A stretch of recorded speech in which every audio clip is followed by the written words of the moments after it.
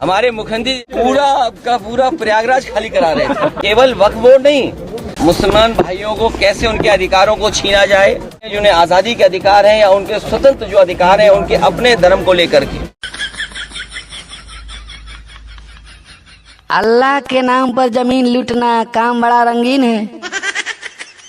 अल्लाह के नाम पर जमीन लूटना काम बड़ा रंगीन है। तुम भी सुन लो, तेरा घर भी वक्फ बोर्ड की जमीन है। तुमने केवल कब्रिस्तान बनाया है और कुछ तो किया नहीं। 13 में ही मौनी बाबा ने पावर बहुत बढ़ाया था। 13 में ही मौनी बाबा ने पावर बहुत बढ़ाया था। आज तक बोर्ड वालों ने आंखें बहुत दिखाया था।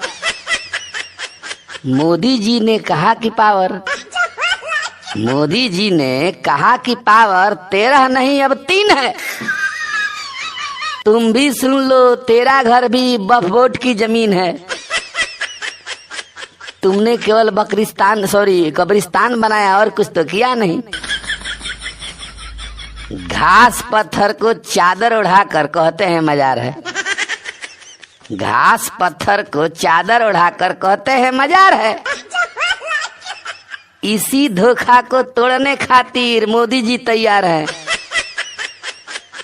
तुष्टीकरण में वक्फ बोर्ड भी कारण बहुत महीन है। तुम भी सुन लो, तेरा घर भी वक्फ बोर्ड की जमीन है।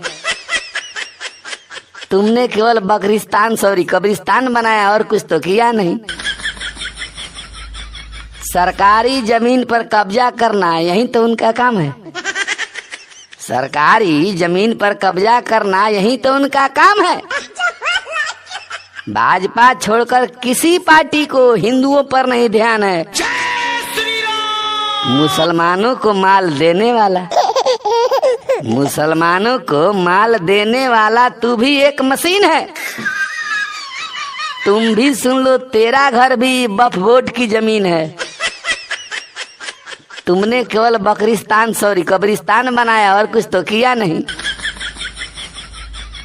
हिंदुओं खातिर किया ही क्या है, एक काम गिनवाओ तो। हिंदुओं खातिर किया ही क्या है, एक काम गिनवाओ तो।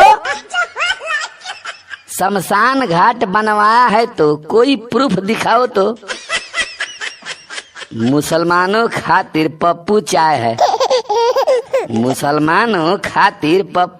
है, तू उनका नमकीन है।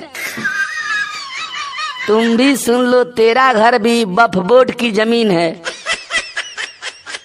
तुमने केवल कब्रिस्तान बनाया और कुछ तो किया नहीं।